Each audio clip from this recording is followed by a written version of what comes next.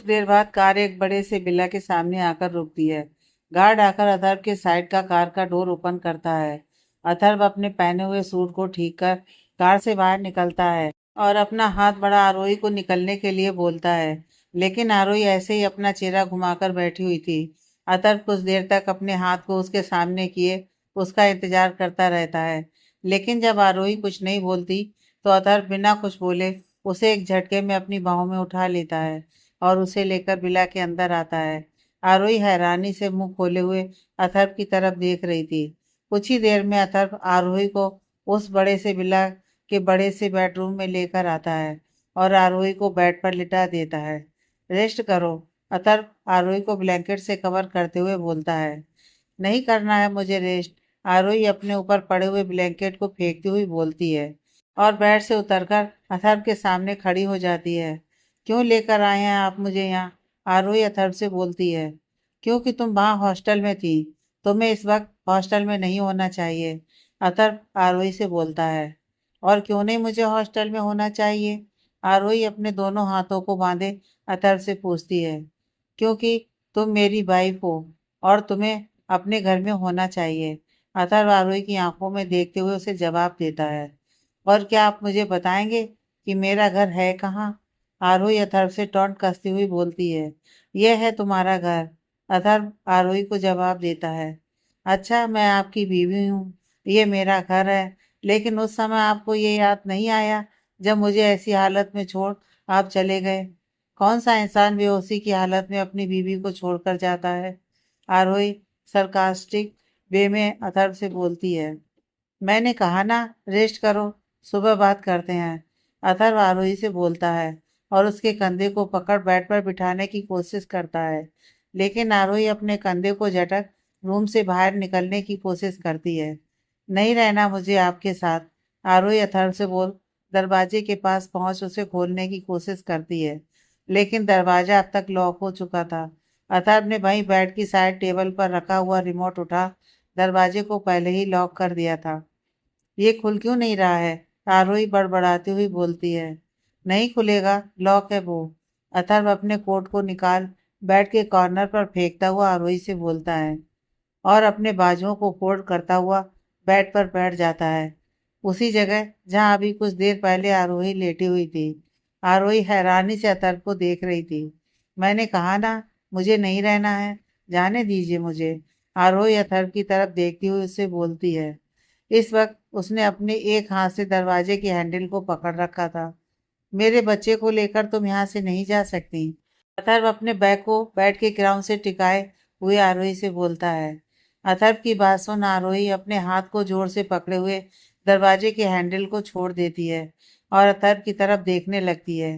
क्या कहा आपने? आपका बच्चा? आरोही अथर्व के पास आती हुई उससे सवाल करती है। अथर्व अभी भी बिना भाव के आरोही को देख रहा था।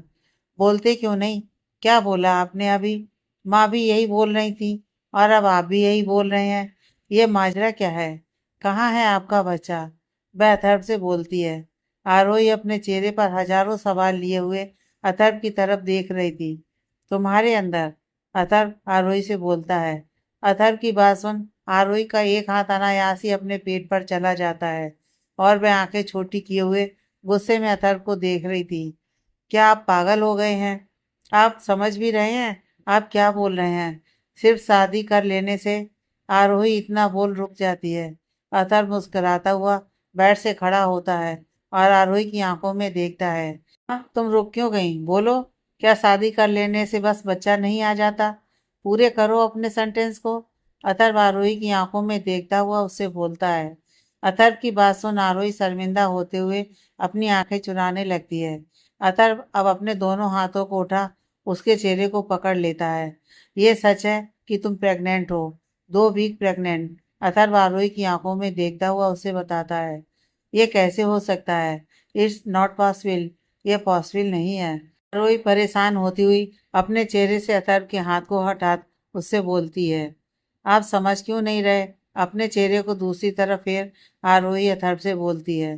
पॉसिबल है जान, अथर्व आरोही के चेहरे को अपनी तरफ घुमाता हुआ उससे बोलता है। सच में आप पागल हो गए हैं, आरोही अपने चेहरे से अथर्व के हाथ को हटाती हुई बोलती है। क्योंकि उसे तो समझ ही नहीं आ रहा था कि ऐसा कैसे हो सकता है, कैसे वह अथर्व के बच्चे की माँ बन सकती है। उसे बस यह लग रहा था कि अथर्व उसे यहाँ जबरदस्ती रोकने के लिए अब ऐसा बोल रहा है। मुझे यहाँ जबरदस्ती रोकने के लिए आपका यह नया प्लान है? आरोही अथर्व की तरफ देखती हुई उससे पूछती है। अथर्व अब अपने पैंट के पॉकेट से कुछ निकालता है और उसे आरोही के सामने करता है। लो इसे और जाकर खुद चेक कर लो। अथर्व अपने हाथों में पकड़ी हुई चीज को आरोही के हाथों में रखता हुआ बोलता है, मगर आरोही अपने हाथ को हटा लेती है और अथर्व के हाथ में पकड़ी हुई चीज उसके हाथ में ही रह जाती है। अथर्व के हाथ में रखी हुई चीज को देख आरोही इस वक्त शर्म से पानी पानी हो रही थी।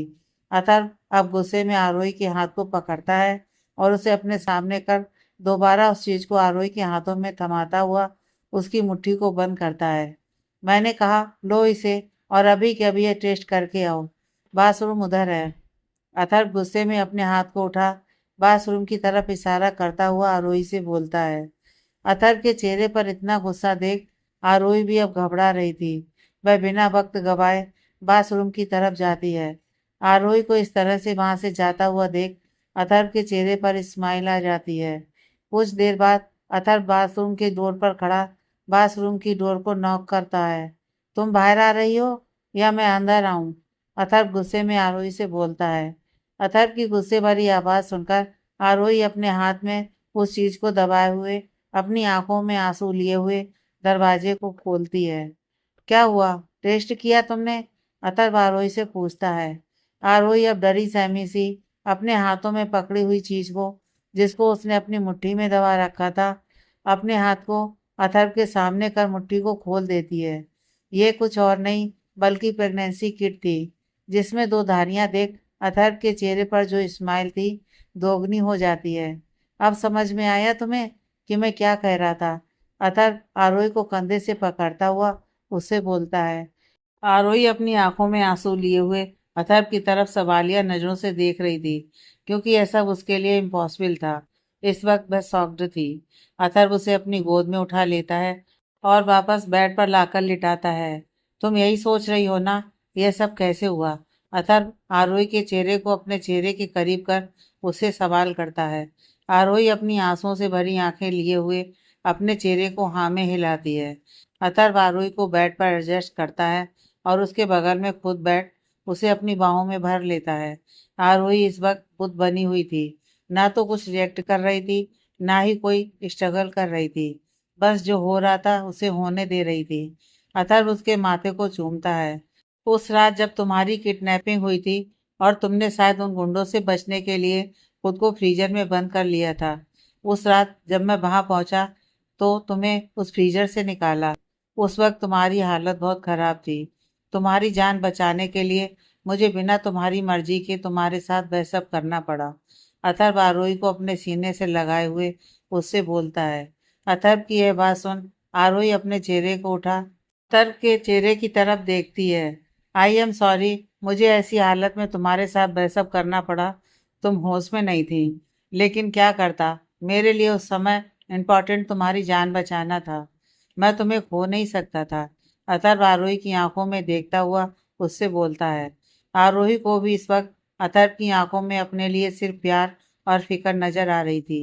मैं जानता हूँ तुम मुझे ना ही पसंद करती हो और ना ही प्यार करती हो, क्योंकि मैंने तुम्हारे साथ बहुत बुरा किया है, बहुत तकलीफें पहुंचाई हैं तुम्हें मैंने। और यह भी जानता हूँ शायद तुम मेरे बच्चे को भी एक्सेप्ट ना कर पाओ। अथर्व सामने की तरफ देखता हुआ आरोही से बोलता है। अथर्व के मुंह से यह बात सुन आरोही अपने हाथ को बड़ा अथर्व की कमर पर लपेट लेती है। आरोही के ऐसे करने से अथर्व के चेहरे पर हैरानी के साथ साथ स्माइल भी आ जाती है। अथर्व को आरोही की इस हरकत से यह जवाब मिल चुका था कि आरोही उसे और उसके बच्चे को एक्सेप्ट कर चुकी है। शायद वह भी अथर्व से प्यार करने लगी थी। क्या तुम्हें मेरे बच्चे से प्रॉब्लम नहीं है? अथर्व आरोही के चेहरे को अपने हाथ में उठाता हुआ उसकी आंखों में देख उससे पूछता है। हमारे बच्चे से मुझे कोई प्रॉब्लम नहीं है, आरोही अथर्व की आंखों में देखती हुई उससे बोलती है। अथर्व आरोही का जवाब सुन उसे अपनी बाहों में और भी कस के पकड़ लेता है। काफी देर तक दोनों बातें करते रहते हैं। मैं आपसे कुछ पूछूं, जवाब देंगे आप? आरोही अथर्व से पूछती है। मैं जानता हूँ तुम क्या जानना चाहती हो। तुमने इतना इंतजार किया है, थोड़ा और इंतजार कर लो। कल सुबह तुम्हें तुम्हारे सवालों का जवाब मिल जाएगा। अतर्व आरोही के सिर को सहलाता हुआ उससे बोलता है। क्या आप जानते हैं कि मैं क्या जानना चाहती हूँ? आरोही अथर्व से पूछती है। हाँ जानता हूँ, यही ना कि मैंने तुम्हारे साथ ये सब क्यों किया और मेरे घर वाले तुम्हें दोषी क्यों मानते हैं। अथर्व आरोही से बोलता है। आरोही हाँ में सिर हिलाती है। सो जाओ, तुम्हारे लिए रेस्ट करना जरूरी है। मेरे यहाँ न रहने पर तुमने बहुत सारी प्रॉब्लम को फेस की है, लेकिन अब नहीं। अभी तुम्हें रेस्ट करना चाहिए। अथर्व आरोही के माथे को चूमता हुआ उससे बोलता है और उसे अपनी बाहों में लिए हुए सुलाने की कोशिश करता है। अगले दिन सिंगानिया मेंशन। तृप्ति मौसी सिंगानिया मेंशन के लिविंग हॉल में खड़ी थी। वहीं दादी माँ सोफे पर बैठी हुई थी और उनके बगल में ही मिसेस जीविका जी भी बैठी हुई थी। अथर्व आरुष और चांदनी भी इस वक्त वहीं खड़े थे। अथर्व अपने दोनों हाथों को अपने पैंट के पॉकेट में डाले हुए तृप्ति मौसी के पास ही चहलकदमी कर रहा था। हाँ तो क्या आप मुझे फिर से बताएंगी कि आपकी भांजी इस वक्त कहाँ है? अथर्व तृप्ति मौसी से पूछता है। अरे मैंने तो आप सबको पहले ही बताया था, वह अपने यार के साथ कहीं भागी होगी। मैंने उससे अपने सारे रिश्ते तोड़ लिए हैं। उसकी वजह से आपके परिवार की इतनी बदनामी हुई, तो मैं कैसे उससे कोई रिश्ता रख सकती हूँ। इस वजह से अब मुझे नहीं पता कि वह कहाँ है। तृप्ति मौसी अपने हाथ को उठा इशारा करती हुई बोलती हैं। अच्छा तो आप क्या कहना चाह रही हैं, साफ साफ बताइएगा। और मैं तो चाहता हूँ शुरू से आप सारी बातें बताइए कि एंगेजमेंट वाले दिन कैसे और क्या हुआ था। अतः तृप्ति मौसी से पूछता है। अरे कितनी बार बताऊं, मैं तो बता बता कर थक गई हूँ। लेकिन चलो अथर बेटा, अगर आप पूछ रहे हो तो मैं फिर से बताती हूँ।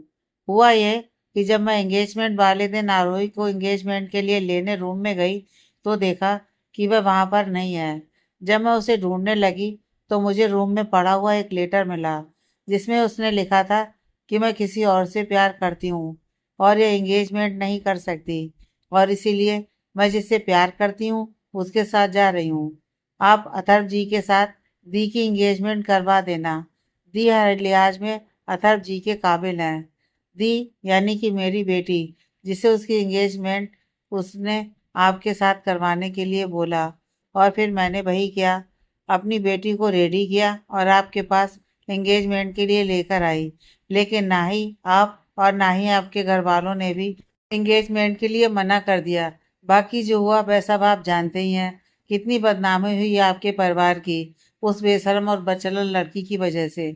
आपके पापा को मतलब मिस्टर सिंघानिया को वह अटैक आया और आज वह इस हालत में है। बेचारी सा चेहरा बनाते हुए मिसेस जीविका और अथर्व की तरफ देख उससे बोलती हैं। हाँ तो आपके कहने का मतलब है कि आरोही यानी कि आपकी भांजी उस दिन किसी लड़के के साथ भाग गई थी, जिसकी वजह से मेरी फैमिली की यह हालत हुई। मतलब मेरी मॉम का मेंटली बैलेंस डिस्टर्ब हो गया और मेरे डैड इस समय कोमा में है। मतलब इन सब की जिम्मेदार कहीं ना कहीं आरोही है। आप यही कहना चाह रही हैं ना? अथर्व अपने सिर को हिलाता हुआ तृप्ति मौसी से सवाल करता है। ये क्या बचपना है अथर्व? क्यों वही बात बार बार तुम दोहराना चाहते हो? इसी जीप का सोफे से खड़ी होती हुई गुस्से में अथर्व से बोलती हैं। इस वक्त उनकी आवाज में गुस्सा साफ झलक रहा था। दादी माँ वहीं बैठी मुस्कुराती हुई अथर्व की तरफ देख रही थी। आरुष भी हाथ बांधे गौर से सब कुछ देख रहा था, और चांदनी चेहरे पर नाराजगी लिए हुए कोने में खड़ी थी। उसे समझ नहीं आ रहा था कि अथर्व का ये बर्ताव कहीं ना कहीं वह अथर्व से नाराज थी, क्योंकि वह आरोही के लिए इतनी बुरी बातें बोल रहा था। हम बस कुछ सेकंड और प्लीज, आप खामोश रहिए। अभी आपके सामने सारी बातें साफ हो जाएंगी। अथर्व मिसेस जीविका से रिक्वेस्ट करता हुआ बोलता है। अथर्व की बात सुन मिसेस जीविका चुप हो जाती हैं और अपनी जगह पर वापस बैठ जाती हैं। हाँ तो आप क्या कह रही थी कि इन सबकी जिम्मेदार आरोही है? अथर्व तृप्ति मौसी से पूछता है। हाँ मैं तो कब से वही कह रही हूँ। वह कलमुही थी ही ऐसी, न जाने कितने लड़कों से उसका चक्कर था। भले मेरी बहन की बेटी थी, लेकिन अब जो गलत है सो गलत है। भाई मेरी बेटी कितनी सती सावित्री, बिल्कुल शरीफ, इतने बड़े शहर में रहती है, लेकिन चरित्र की एकदम साफ सुथरी। इसलिए तो मैं आपसे कहा कि आप मेरी बेटी से शादी कर लीजिए, लेकिन आप सुनते ही नहीं। तृप्ति मौसी अथर्व की तरफ देख उससे कहती हैं। अथर्व तृप्ति मौसी की बात सुन उसकी दोनों हाथ की मुट्ठियां गुस्से से कसती जा रही थीं। अपनी आंखों को बंद कर वह लगातार अपने गुस्से को कंट्रोल करने की कोशिश कर रहा था, क्योंकि इस वक्त उसे आरोही के ऊपर लगे हुए गलत आरोपों का सच सबके सामने लाना जरूरी था। अच्छा ठीक है, अभी सब बातें क्लियर हो जाएंगी। अथर्व तृप्ति मौसी की तरफ देख उनसे बोलता है। आरोही। अथर्व एक तरफ देखते हुए आरोही को आवाज लगाता है। अथर्व की तेज आवाज सुन आरोही धीमे कदमों से चलती हुई उसके पास आती है। उसकी दोनों आंखें आंसुओं से लबालब भरी हुई थी। वह आकर तृप्ति मौसी के सामने खड़ी हो जाती है। आरोही, तू यहाँ कैसे? अपने चेहरे पर डर और हैरानी के भाव लिए हुए तृप्ति मौसी आरोही से सवाल करती हैं। मौसी, आप इतना गिर सकती हैं? मैंने कभी सोचा भी नहीं था। रोती हुई आरोही तृप्ति मौसी से बोलती है। शट अप आरोही, मैंने कहा था ना, तुम बिल्कुल भी नहीं रोगी। मैं नहीं चाहता कि अब तुम्हारी आंखों से एक भी कतरा आंसू निकले। तुम्हारे आंसू मेरे लिए बहुत प्रीसियस हैं। अथर्व नाराज होता हुआ आरोही से बोलता है और आगे बढ़कर उसकी आंखों में आए हुए आंसुओं को अपने अंगूठे से साफ करता है। यह देखकर तृप्ति मौसी और भी हैरान होती हैं। उसके साथ ही साथ जीप का जीबी अथर्व को आरोही के प्रति ऐसा बर्ताव देखकर हैरान होती हैं। उन्हें तो समझ ही नहीं आ रहा था अथर्व आरोही की इतनी केयर क्यों कर रहा है। आपने मेरे कैरेक्टर पर इतना बड़ा लांछन लगाते हुए एक बार भी नहीं सोचा? कैसे कर लेती हैं आप ये सब? आरोही तृप्ति मौसी की तरफ देखती हुई उनसे सवाल करती है। आई एम सॉरी दादी माँ। आई एम सॉरी माँ। सच में आप लोगों की इन तकलीफों की जिम्मेदार मैं ही हूँ। मेरी ही वजह से आज डैड इस हालत में है और आपने भी इतना कुछ झेला। लेकिन मैं सच कहती हूँ, मुझे कुछ भी नहीं पता। मुझे नहीं पता कि मेरी एंगेजमेंट उनके साथ होने वाली थी। आरोही अथर्व की तरफ इशारा करते हुए बोलती है। कैसे हुआ ये सब मौसी? क्या किया आपने? आपने तो मुझे कभी कुछ बताया ही नहीं। फिर कैसे आपने इतना बड़ा झूठ इन लोगों से कह दिया? आपने सोचा भी कि आपके एक झूठ की वजह से इस परिवार ने क्या क्या दुख उठाए हैं? आरोही फिर से रोती हुई तृप्ति मौसी से बोलती है। तृप्ति मौसी डरी हुई एक जगह खड़ी आरोही की बातें सुन रही थी। उन्हें तो उम्मीद ही नहीं थी कि आरोही इस तरह से आज उनके सामने आएगी और उनके झूठ का पर्दाफाश इस तरह से सिंघानिया फैमिली के सामने होगा। आप अब साफ साफ सब कुछ बताएंगी या मैं अपने गार्ड्स को बुलाऊं जो आपके मुंह से सब कुछ खुद ही उगलवाएंगी? अथर्व आरोही को कंधे से पकड़ उसे अपने करीब करता हुआ तृप्ति मौसी से बोलता है। तृप्ति मौसी अभी भी खामोशी से खड़ी थी। गार्ड्स। तृप्ति मौसी को कुछ न बोलता हुआ देख अथर्व जोर से आवाज लगाता है। नहीं नहीं, उन्हें बुलाने की जरूरत नहीं है। आपके गार्ड्स बहुत खतरनाक हैं। मैं सब कुछ साफ साफ और सच सच बताती हूँ। तृप्ति मौसी गिड़गिड़ाती हुई अथर्व से बोलती हैं। तो जल्दी बताइए, वरना मेरे गार्ड्स को यहाँ आने में कुछ सेकंड भी नहीं लगेंगे। अथर्व तृप्ति मौसी से बोलता है। बताती हूँ बताती हूँ। वह जब आपकी माँ और दादी माँ एनिवर्सरी के कुछ दिन बाद आरोही के लिए आपका रिश्ता लेकर मेरे घर आए थे, तो मुझे जरा भी अच्छा नहीं लगा। मैं नहीं चाहती थी कि आरोही की शादी इतने बड़े खानदान में हो, लेकिन आप लोग बड़े लोग थे, आपको ना भी नहीं कर सकती थी। मैंने आप लोगों को देखकर पहले ही सोच लिया था कि मैं अपनी बेटी का रिश्ता आपके परिवार में करवाऊंगी। इसलिए मैंने उस दिन तो आरोही से आपके रिश्ते के लिए हाँ कह दिया और फिर एंगेजमेंट वाले दिन के लिए मैंने प्लान बनाया कि मैं आप लोगों से भी बोल दूंगी कि आरोही अपने आशिक के साथ भाग गई है और अपनी बेटी की एंगेजमेंट आपके साथ करवा दूंगी। आरोही को मैं इस बारे में कुछ भी नहीं बताया। वह भी एनिवर्सरी के दिन कुछ दिन बाद ही वापस अपने हॉस्टल चली गई थी। उसे इस बारे में कुछ भी नहीं पता था। उसे ये भी नहीं पता था कि आपके और उसके रिश्ते की बात चल रही थी या आप उसे पसंद करते हैं। यह भी उसे नहीं पता है। तृप्ति मौसी अथर्व की तरफ देखती हुई उनसे बोलती हैं और रुक जाती हैं। अब आगे बोलिए। अथर्व रूड आवाज में जोर से तृप्ति मौसी से बोलता है। मैंने सोचा जब एंगेजमेंट वाले दिन आप लोगों को ये पता चलेगा कि आरोही किसी और लड़के के साथ भाग गई है, तो इतने मेहमानों के सामने अपनी नाक बचाने के लिए आप लोग मेरी बेटी से आपकी एंगेजमेंट करवाने के लिए तैयार हो जाएंगे। इसलिए मैंने ये सब किया, लेकिन उसका उल्टा ही हुआ। आप लोगों ने पूरे शहर के सामने बदनामी तो झेल ली, लेकिन मेरी बेटी से एंगेजमेंट करने के लिए आप तैयार नहीं हुए। तृप्ति मौसी डरती हुई अथर्व से बोलती हैं। आरोही अब रोती हुई अथर्व के सीने पर अपना सिर रख नीचे की तरफ गिरने लगती है। I am sorry, I am sorry. मेरी वजह से आप लोगों को ये सब झेलना पड़ा, लेकिन मैं इन सब चीज़ों से अनजान थी। मुझे कुछ नहीं पता था। आरोही रोती हुई अथर्व के कदमों में गिर जाती है। आरोही, क्या कर रही हो तुम? अथर्व आरोही से बोलता है और जल्दी से उसे कंधे से पकड़ उठाता है, लेकिन अब तक आरोही बेहोश हो चुकी थी। आरोही को इस तरह से बेहोश होता देख चांदनी, जो उन लोगों से कुछ दूर पर खड़ी चुपचाप सब कुछ खामोशी से देख रही थी, दौड़कर आरोही के पास और उसे उठाना चाहती है, लेकिन तब तक अथर्व उसे अपनी बाहों में उठा चुका था। यह देख चांदनी आरोही की कुछ दूरी पर ही खड़ी हो जाती है। आरुष, ले जा इन्हें मेरे सामने से। इनके किए की सजा तो मैं बाद में इन्हें दूंगा। अथर्व आरोही को बाहों में उठा आरुष से बोलता है। जी भाई, आरुष अथर्व से बोलता है। अथर्व आरोही को लिए हुए अपने रूम में चला जाता है। इस वक्त आरोही बेड पर अपने बैग को बेड के क्राउन से लगाए हुए बैठी थी। उसे होश आ चुका था। बेड के पास ही मिसेस जीविका, दादी माँ, चांदनी और आरुष भी खड़े थे। वहीं अथर्व आरोही के करीब ही उसके हाथों को अपने हाथों में लिए हुए बैठा था। सॉरी दादी माँ, सॉरी माँ, आप लोग सच्ची कह रही थी। इन सबकी जिम्मेदार मैं ही हूँ।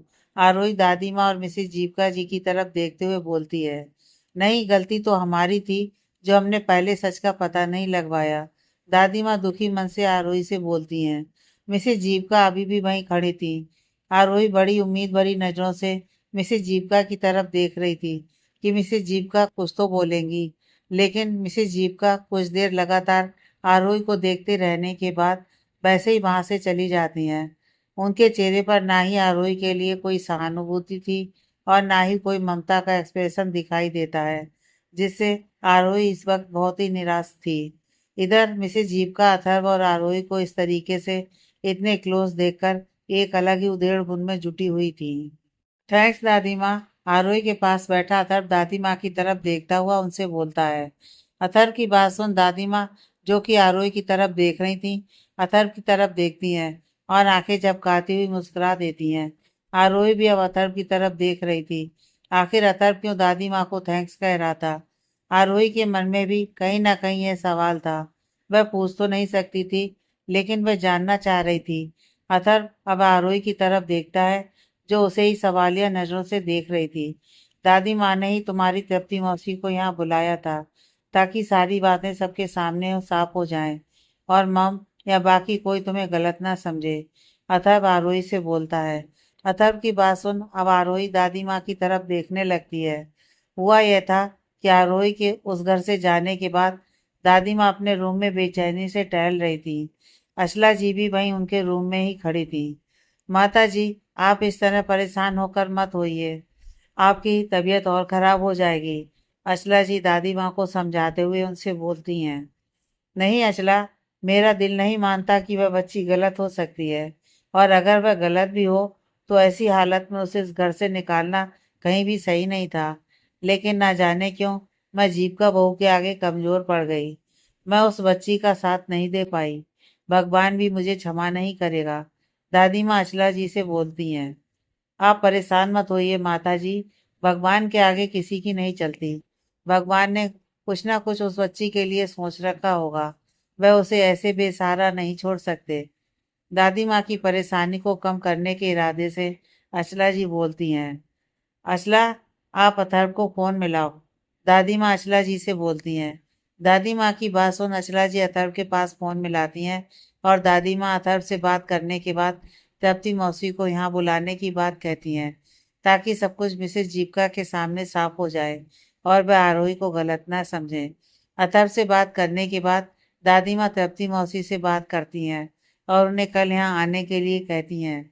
दादी माँ की बातों से तृप्ति मौसी को ऐसा लगा था कि शायद वह लोग तृप्ति मौसी की बेटी से अथर्व के रिश्ते के लिए तैयार हो गए हैं, और इसलिए दादी माँ उन्हें यहाँ अपने घर बुला रही हैं।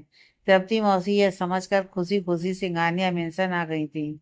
अथर्व से बात करने के बाद दादी माँ, जो आरोही के लिए काफी परेशान थी, उन्हें यह भी पता चल चुका था कि आरोही अब ठीक है। और अतर्व कुछ ही देर में आरोही के पास पहुंचने वाला है, जिसे जानकर दादी माँ को काफी राहत मिली थी और आरोही की तरफ से उनकी फिक्र थोड़ी कम हो गई थी। लेकिन आगे अभी बहुत कुछ करना बाकी था। कुछ देर बाद दादी माँ आरोही से बात कर वहां से चली जाती हैं। अथर्व अभी भी आरोही के पास ही बैठा था। तुम अब आराम करो, मैं मॉम से मिलकर आता हूँ। अथर्व आरोही को ढंग से ब्लैंकेट से कवर करते हुए बोलता है। आरोही को भी इस वक्त काफी वीकनेस फील हो रही थी, इसलिए वह भी ज्यादा कुछ नहीं कहती है और आंखें बंद कर सोने की कोशिश करती है। आखिर वह पूरी रात कल सोई नहीं थी। अतर वहां से मिसेस जीविका के रूम में जाता है। मिसेस जीविका अपने रूम की विंडो पर खड़ी बाहर की तरफ देख रही थी। अतः उनके पास पहुंचता है और उनके पास पहुंच उनके कंधे पर हाथ रखता है। मम, आप ठीक हैं? अथर्व मिसेस जीविका से पूछता है। अथर्व की आवाज़ सुन मिसेस जीविका अथर्व की तरफ देखती हैं और अपने कंधे से उसके हाथ को हटा देती हैं। क्या हुआ मम? अथर्व जीविका जी से बोलता है। पहले तुम यह बताओ, ये सब क्या चल रहा है? जीविका जी रूड आवाज में अथर्व से पूछती हैं। क्या चल रहा है मॉम? अब सारी बातें आपके सामने हैं और जो भी गलत फहमियां थी उसे ही मैंने दूर करने की कोशिश की है। अथर्व मिसेस जीविका से बोलता है। मैं उस बारे में बात नहीं कर रही हूँ। मैं यह जानना चाहती हूँ कि तुम्हारे और उस लड़की के बीच क्या चल रहा है। क्या तुम्हें पता है कि वह लड़की प्रेग्नेंट है? मिसेस जीविका अथर्व से पूछती हैं। इस वक्त उनके फेस का एक्सप्रेशन बहुत ही रूड और स्ट्रांग था। यस मॉम, मुझे पता है।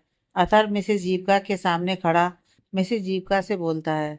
मिसेस जीविका आगे कुछ बोलती इसके पहले ही अथर्व उनके कंधे को पकड़ता है। मॉम, आपको पता नहीं है, मैंने आरोही से शादी कर ली है। अथर्व मिसेस जीविका से बोलता है। अथर्व की बात सुन मिसेस जीविका अथर्व के हाथों को अपने कंधे से हटाती हुई गुस्से में उसकी तरफ देखती हैं। मुझे तुमसे उम्मीद नहीं थी अथर्व। जिस लड़की की वजह से हमारा सब कुछ बर्बाद हो गया, तुमने उससे शादी कर ली। मिसेस जीविका अथर्व से बोलती हैं। मम, हमारी शादी किस कंडीशन में हुई थी ये आपको नहीं पता।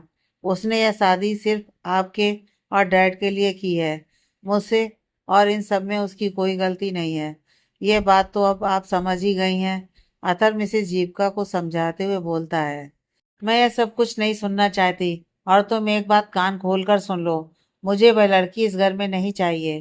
कुछ भी करो, कैसे भी करो, उस लड़की को इस घर से निकालो, वरना मैं ये घर छोड़कर चली जाऊंगी। से जीविका अपने चेहरे को अथर्व की तरफ से फेरे हुए अथर्व से बोलती हैं। मम, ये क्या बोल रही हैं आप? मैं उसे ऐसी कंडीशन में घर से निकाल दूं? मेरी वाइफ है वह। अथर्व मिसेस जीविका से बोलता है। मैंने कहा ना अथर्व, मैं यह सब कुछ भी नहीं जानती। तुम्हें जो भी करना है करो, लेकिन उस लड़की को डाइवोर्स दो और जो भी पैसे बनते हैं उसे देकर इस घर से निकालो। मिसेस जीविका अथर्व से बोलती हैं। मम, आप क्या बोल रही हैं? समझ भी रही हैं आप? अथर्व हैरान होता हुआ बोलता है।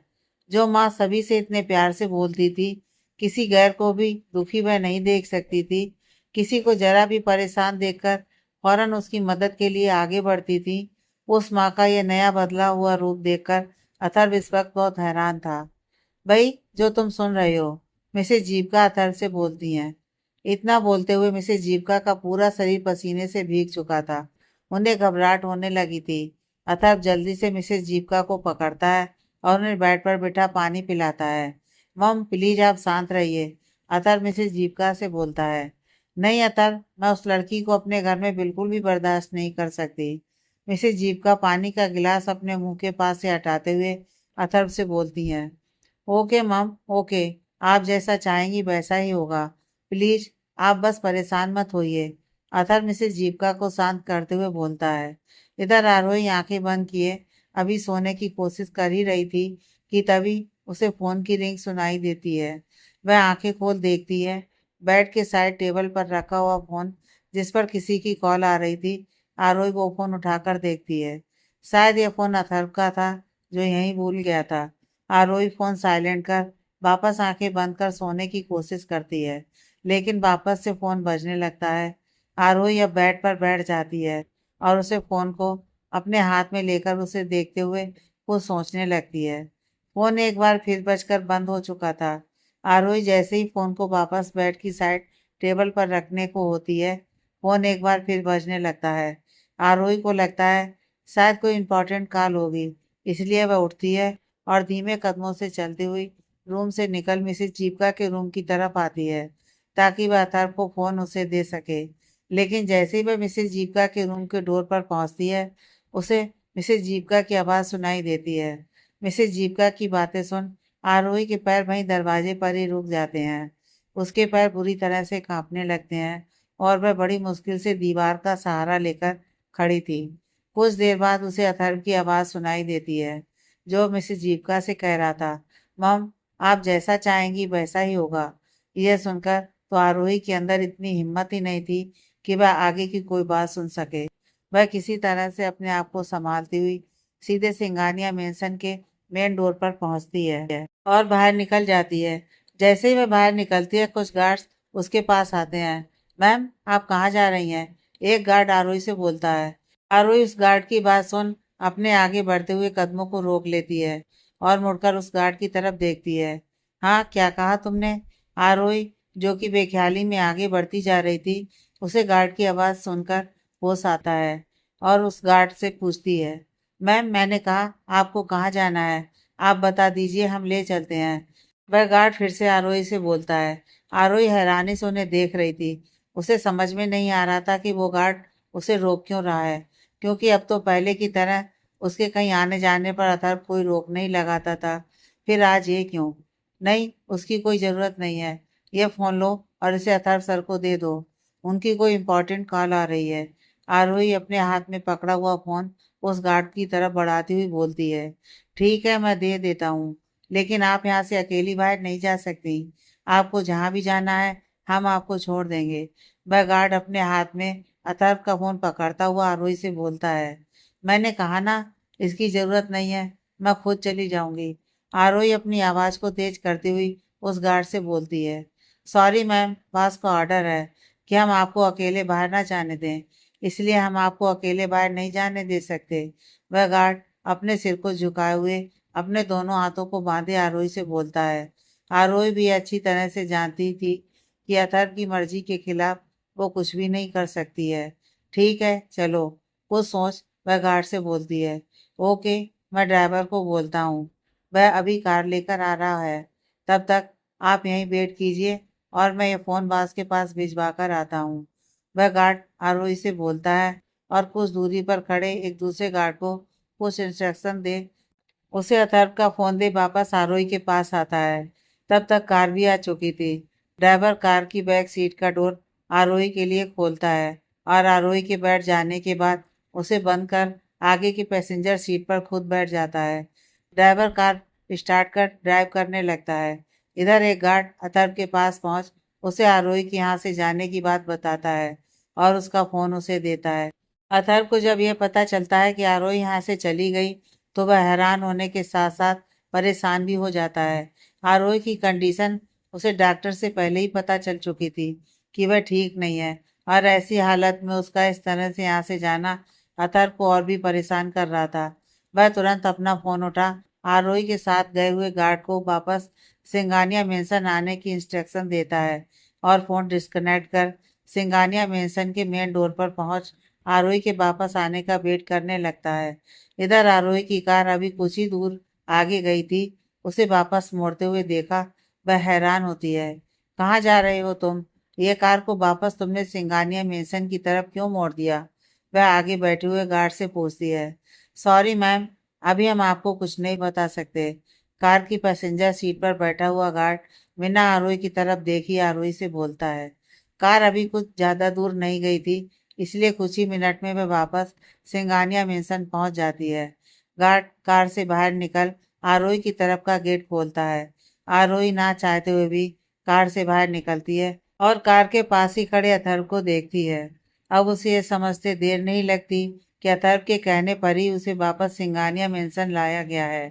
अथर्व अब बिना कुछ बोले आरोही का हाथ पकड़ता है और उसे लेकर वापस अंदर जाने लगता है। आरोही आगे बढ़ते हुए अथर्व के हाथ से अपना हाथ खींचने की कोशिश करती है। मुझे नहीं जाना अंदर, आरोही सख्त लहजे में अथर्व से बोलती है। आरोही की बात सुन अथर्व रुक जाता है और पीछे मुड़कर आरोही की तरफ देखता है। अथर्व अब बिना कुछ बोले आरोही का हाथ पकड़ता है और उसे लेकर वापस अंदर जाने लगता है। आरोही आगे बढ़ते हुए अथर्व के हाथ से अपना हाथ खींचने की कोशिश करती है। मुझे नहीं जाना अंदर, आरोही सख्त लहजे में अथर्व से बोलती है। आरोही की बात सुन अथर्व रुक जाता है और पीछे मुड़कर आरोही की तरफ देखता है। आरोही उससे मुंह फेरे हुए खड़ी थी। अभी भी आरोही का हाथ अथर्व के हाथ में ही था। अथर्व आरोही के करीब आता है। क्यों नहीं जाना तुम्हें मेंशन के अंदर? अथर्व बहुत ही धीमी आवाज में आरोही के चेहरे के बिल्कुल करीब अपना चेहरा किए हुए आरोही से पूछता है। आरोही अभी भी मुंह घुमाए खड़ी थी। उसे अथर्व के इतने करीब होने पर कुछ अलग ही एहसास हो रहा था। कुछ पूछ रहा हूँ तुमसे, क्यों नहीं आना चाहती हो तुम? अथर्व फिर से आरोही से पूछता है। क्या तुमने मेरी और मॉम की बातें सुनी? अथर्व आरोही से पूछता है। अथर्व की बात सुन आरोही अपना चेहरा अथर्व के सामने करती है और एक नज़र अथर्व को देख फिर अपनी नजरें झुका लेती है। अथर्व तो ये पहले ही समझ गया था कि शायद आरोही ने उसकी और मिसेज जीविका जी की बातें सुनी हैं और शायद यही वजह थी आरोही के मेंशन छोड़कर जाने की। देखो मेरी तरफ। अथर्व अपने दोनों हथेलियों के बीच आरोही के चेहरे को पकड़े हुए उससे बोलता है। अथर्व की बात सुन आरोही ना चाहते हुए भी अपनी नजरें उठा अथर्व की तरफ देखती है। अथर्व इस वक्त उसे ही देख रहा था। उसका चेहरा आरोही के बहुत ही करीब था। वाइफ हो तुम मेरी, और मैं अपनी वाइफ और हमारे होने वाले बच्चे को, तुम्हें क्या लगता है ऐसे ही छोड़ दूंगा? हाँ बोलो जरा। अथर्व आरोही की आंखों में देखता हुआ बोलता है। मुझे वक्त लगेगा थोड़ा सिचुएशन को ठीक करने के लिए। मुझे उस वक्त जो सही लगा मैंने वही किया।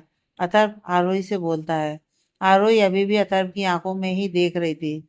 उसे इस वक्त अथर्व की आंखों में सच्चाई नजर आ रही थी। अथर्व का लहजा बहुत ही नर्म था। क्या अभी भी यहाँ से जाना चाहती हो? अथर्व बड़े ही प्यार से फिर से आरोही से पूछता है। मेरा यहाँ रहना भी ठीक नहीं है। मैं यहाँ रहूंगी तो सिचुएशन और भी क्रिटिकल हो सकती है। आरोही अथर्व से बोलती है। लेकिन मैं तुम्हें खुद से दूर भी नहीं कर सकता। अथर्व आरोही की दोनों आंखों में बारी बारी से देखते हुए बोलता है। लेकिन मैं यहाँ रहकर माँ को हर्ट भी नहीं कर सकती। आरोही अथर्व से बोलती है। तो फिर इसका एक ही सॉल्यूशन है। अथर्व आरोही से बोलता है। क्या सॉल्यूशन है इसका? आरोही अथर्व से पूछती है। मेरा फार्म हाउस। अथर्व आरोही से बोलता है और अपना हाथ आरोही के चेहरे से हटा उसका हाथ पकड़ता है और सामने खड़ी हुई कार के पास लेकर आता है। अथर्व को आता देख ड्राइवर तुरंत कार की बैक सीट को खोल देता है। लेकिन अथर्व ड्राइवर से चाबी ले उसे वहां से जाने के लिए बोलता है और आगे की पैसेंजर सीट का डोर खोल आरोही को बिठा खुद ड्राइविंग सीट संभालता है। कार स्टार्ट कर वह ड्राइव करता हुआ अपने फार्म हाउस पहुंचता है। अब तो तुम्हें कोई प्रॉब्लम नहीं है यहाँ रहने में? अथर्व कार की स्टीयरिंग व्हील पर हाथ रखे हुए आरोही की तरफ देख उससे पूछता है।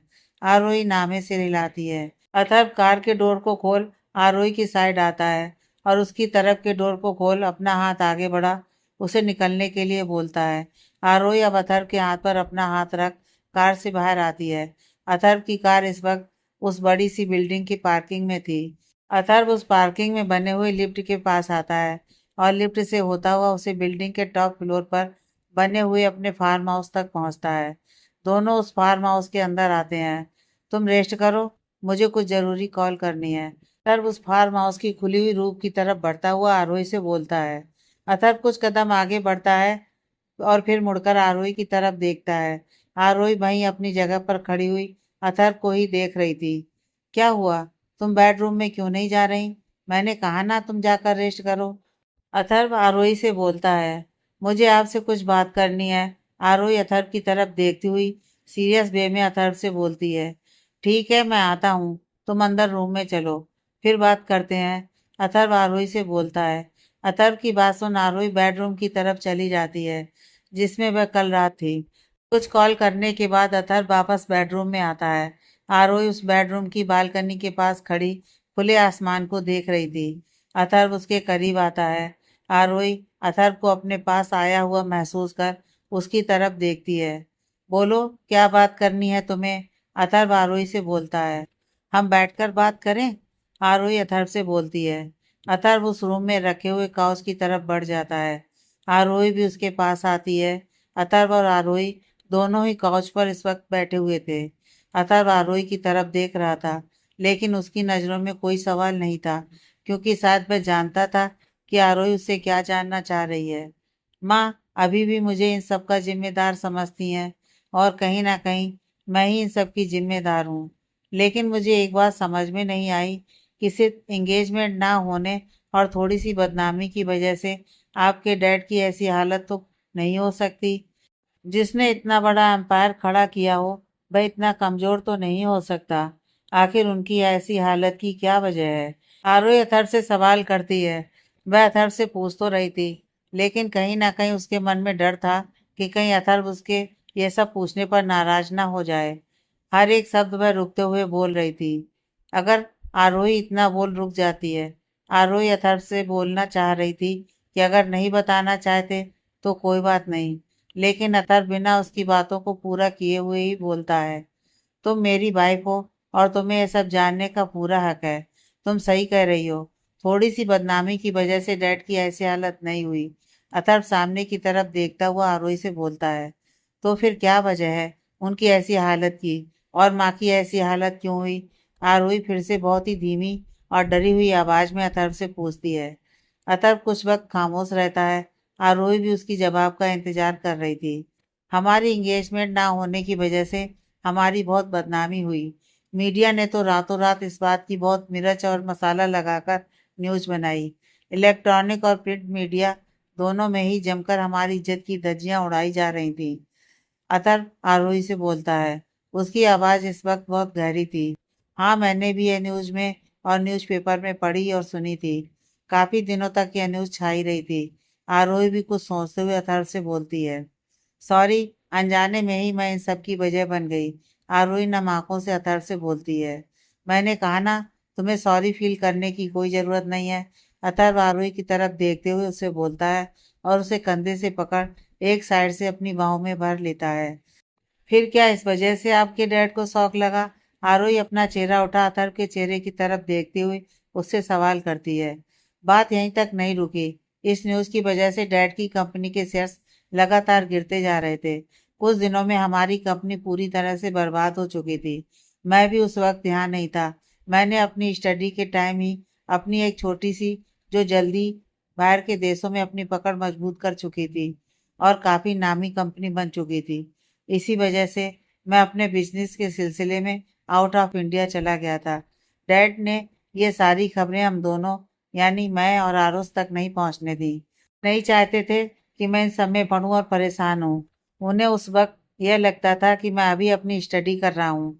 उन्हें मेरे बिजनेस के बारे में कुछ भी नहीं पता था। उन्होंने इन सब से मुझे और आरुष को बचा कर रखा। लेकिन जैसे ही मुझे पता चला, मैं वापस इंडिया आया। लेकिन तब तक बहुत देर हो चुकी थी। डैड की कंपनी की हालत बहुत खराब थी।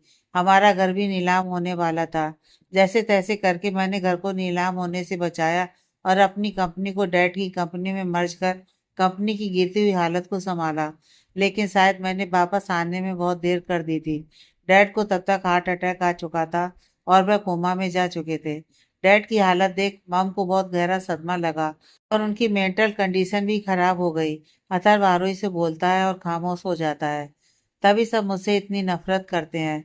आरोही बहुत ही गहरी आवाज में बोलती है। नहीं आरोही, करते हैं नहीं, करते थे। अब सबके सामने तुम्हारी सच्चाई आ चुकी है, और इन सब का जो जिम्मेदार है उसे उसके किए की सजा जरूर मिलेगी। अथर्व आरोही के बालों को सहलाता हुआ बोलता है। आरोही का सर इस वक्त अथर्व के कंधे से लगा हुआ था। अगले दिन सुबह आरोही बेड पर सोई हुई थी। अथर्व रूम में रखे हुए ड्रेसिंग मिरर के सामने खड़ा अपने हाथों में कॉम लिए हुए अपने बाल बना रहा था। तभी आरोही की आंख खुलती है और वह बेड से उठती हुई अथर्व की तरफ देखती है। अथर्व को रेडी देखकर वह जल्दी से रूम में लगी हुई बॉल बाज की तरफ देखती है। सुबह के 9 बज रहे थे। सॉरी, मैं इतनी देर तक सोती रही। आरोही अथर्व की तरफ देखती हुई बोलती है। तुम्हें सॉरी बोलने की कोई ज़रूरत नहीं है। तुम जितना ही रेस्ट करोगी, हमारी बेबी के लिए उतना ही अच्छा है। अथर्व मिरर से ही आरोही को देखता हुआ मुस्कुराकर बोलता है। अथर्व की बात सुन आरोही शर्माती हुई नजरें झुका लेती है। आरोही को शर्माते हुए देख अथर्व के चेहरे पर स्माइल और भी बड़ी हो जाती है, और वह मुड़कर आरोही के पास ही बेड पर बैठता है। तुम्हें पता है, तुम इस तरह से शर्माती हुई और भी खूबसूरत लगती हो। अथर्व आरोही के चेहरे पर अपनी एक उंगली फिराता हुआ बोलता है।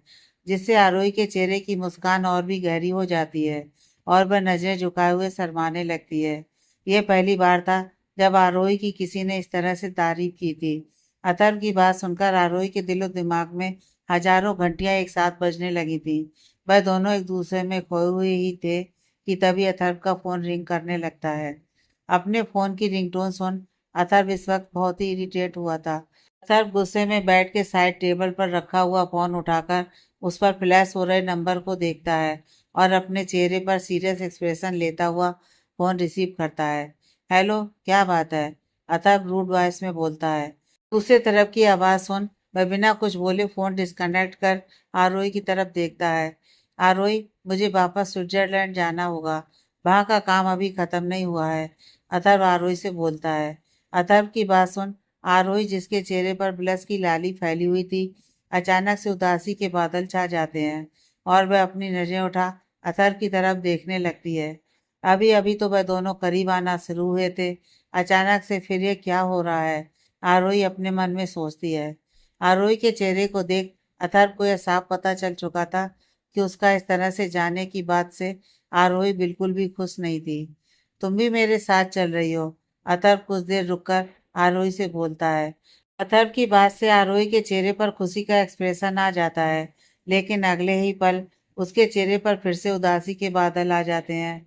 अथर्व इस वक्त आरोही के चेहरे को बहुत गौर से देख रहा था और उसके चेहरे पर अचानक आए हुए इस भाव को देख आरोही को समझने की कोशिश कर रहा था। क्या हुआ? तुम ऐसे फिर से उदास क्यों हो गई? अथर्व आरोही के चेहरे को पकड़ता हुआ उससे पूछता है। मैं नहीं आ सकती आपके साथ। आरोही बहुत ही धीमी आवाज में अथर्व से बोलती है। क्यों? तुम क्यों नहीं आ सकती मेरे साथ? अथर्व आरोही की आंखों में देखता हुआ उससे पूछता है। क्योंकि कुछ ही दिनों में मेरे एग्जाम शुरू होने वाले हैं और मैं अपने एग्जाम को नहीं छोड़ सकती। आरोही उदासी भरे लहजे में अथर्व से बोलती है। ओह, मैं तो भूल ही गया था तुम्हारा फाइनल एग्जाम होने वाले हैं। और मुझे जहाँ तक पता है तुमने स्टडी भी अच्छे से नहीं की है, क्योंकि तुमने लास्ट सेमेस्टर में ही ऑफिस ज्वाइन कर लिया था और इसकी वजह भी मैं ही हूँ। अथर्व सोचते हुए बोलता है। नहीं, ऐसी बात नहीं है। मैं बाकी कामों के साथ साथ अपने स्टडी के लिए समय निकाल ही लेती थी, इसलिए मेरी प्रिपरेशन एग्जाम के लिए पूरी है। आरोही नजर झुकाए हुए अथर्व से बोलती है। मैं तुम्हें यहाँ ऐसी हालत में छोड़कर जा भी नहीं सकता और इस वक्त मेरा जाना बहुत जरूरी है। अथर्व आरोही से बोलता है। आप परेशान मत होइए, आप जाइए, मैं यहीं रहूंगी। आरोही अथर्व से बोलती है। नहीं, तुम्हें इस वक्त मेरी केयर की बहुत ज़रूरत है और मैं तुम्हें ऐसी हालत में यहाँ अकेले छोड़कर नहीं जा सकता। अथर्व आरोही से बोलता है। आप फिक्र मत कीजिए, मैं अपना और इसका बहुत अच्छी तरह से ध्यान रखूंगी, बिल्कुल भी लापरवाही नहीं करूंगी। आरोही अपने पेट पर हाथ रख अपने पेट की तरफ देखती हुई अथर्व से बोलती है। आरोही को ऐसा करते देख अथर्व के चेहरे पर वापस स्माइल आ जाती है। मैं जानता हूँ, लेकिन फिर भी मैं तुम्हें अकेला छोड़कर नहीं जा सकता। अथर्व फिर से आरोही से बोलता है। अथर्व की बात सुन आरोही अपने नजरें उठा अथर्व की आंखों में देखने लगती है। यह पहली बार था जब कोई उसकी इतनी परवाह कर रहा था। न जाने कितने वर्षों से वह इस प्यार और अपनेपन के लिए तरस रही थी। उसके मम्मी पापा के जाने के बाद उसने बहुत कुछ सहा था। अथर्व की ये केयर और प्यार देख उसकी आंखें भर आई थीं। क्या हुआ? तुम रो क्यों रही हो? अथर्व उसकी आंखों में भर आए आंसुओं को देखते हुए उससे पूछता है। क्या तुम्हें कोई प्रॉब्लम है? कुछ देर रुककर अथर्व फिर से आरोही से पूछता है। नहीं, मैं ठीक हूँ। सिर हिलाती हुई आरोही अथर्व से बोलती है। फिर ये आंसू क्यों? उसकी आंखों से निकलकर गालों पर लुढ़क रहे आंसुओं को अपने अंगूठे से पोंछता हुआ अथर्व आरोही से पूछता है। पहली बार किसी को अपनी इतनी केयर करते हुए देख रही हूँ, इस वजह से आरोही अथर्व से बोलती है। आरोही की बात सुन अथर्व मुस्कुरा देता है। आदत डाल लो इसकी, लेकिन आंसुओं के साथ नहीं, सिर्फ स्माइल के साथ। अथर्व आरोही के गाल को थपथपाते हुए बोलता है। चलो जल्दी से रेडी हो जाओ, मैं ब्रेकफास्ट पर तुम्हारा वेट कर रहा हूँ। हमें हॉस्पिटल भी जाना है। बेड से उठता हुआ अथर्व आरोही से बोलता है। हॉस्पिटल क्यों? परेशान होती हुई आरोही अथर्व से पूछती है। आज डॉक्टर के साथ तुम्हारी अपॉइंटमेंट है, अथर्व आरोही से बोलता है, जिसको सुनकर आरोही को तसल्ली मिलती है। उसे लगा था कि कहीं मिसेज जीविका की तबीयत फिर से तो नहीं खराब हो गई। लेकिन मैं पहनूंगी क्या? मेरे पास यहाँ कोई कपड़े नहीं है। मायूस चेहरा बनाती हुई आरोही अथर्व से बोलती है। उधर बैग में तुम्हारे लिए कपड़े हैं। रूम के कोने में रखे हुए कई सारे बैग्स की तरफ इशारा करते हुए अथर्व आरोही से बोलता है। आरोही हैरानी से उन बैग की तरफ देखने लगती है। इतने सारे बैग्स, इसमें क्या है? आरोही बेड से उतरती हुई अथर्व से पूछती है। तुम्हारे कपड़े और कुछ जरूरत की चीज हैं। तुम अपने हिसाब से उन्हें कबर्ड में सेट करवा लेना। अपनी शर्ट की स्लीव्स को फोल्ड करता हुआ अथर्व आरोही से बोलता है। इतनी सारी चीजें, वह भी मेरे लिए? लेकिन यह कब किया आपने? आरोही अथर्व से बोलती है। अब तक की पूरी लाइफ में उसने जितने कपड़े और बाकी की चीजें उसने यूज की थी, उससे कहीं ज्यादा इन बैग्स में भरा पड़ा था। और अथर्व ने उसके लिए रातों रात इतनी सारी चीजें कैसे अरेंज कर दी, ये देखकर आरोही हैरान थी। कल रात को जब हम यहाँ आए थे, उसी वक्त मैंने फोन करके अपने असिस्टेंट को ये सारी चीजें लाने के लिए बोल दिया था। अथर्व आरोही से बोलता है। Thank you. आरोही नजरें झुकाए हुए बड़ी ही धीमी आवाज में अथर्व से बोलती है। आरोही की थैंक यू सुनकर अथर्व फिर से आरोही के करीब आता है और उसकी चिन को पकड़ उसके चेहरे को ऊपर उठाता है। इसमें थैंक यू की क्या बात है? वाइफ हो मेरी, रिस्पॉन्सिबिलिटी है ये मेरी, इसलिए किया। तुम्हारे लिए, थैंक यू के लिए नहीं किया। अथर्व आरोही की आंखों में देखता हुआ बोलता है। लेकिन अगर तुम थैंक यू कहना ही चाहती हो तो? अथर्व आरोही के और करीब आता हुआ हर शब्द के बीच में रुकता हुआ आरोही से बोलता है। अथर्व की आवाज में इस वक्त मदोसी साफ महसूस की जा सकती थी। अथर्व की आवाज सुनकर आरोही हैरानी से नजरें उठाकर अथर्व की ओर देखती है। चलो छोड़ो इन सब चीजों को और जल्दी से फ्रेश होकर डाइनिंग टेबल पर आओ। हमें हॉस्पिटल के लिए भी निकलना है। अथर्व आरोही से बोलता है। बस मैं अभी आई, आरोही अथर्व से बोलती है और बाथरूम की तरफ चली जाती है। अथर्व अपने हाथ में फोन लिए हुए बाथरूम की तरफ जाती हुई आरोही को देखता है। आज की सुबह उसके लिए काफी अच्छी थी। सब कुछ धीरे धीरे ठीक हो रहा था। आगे की कहानी नेक्स्ट पार्ट में।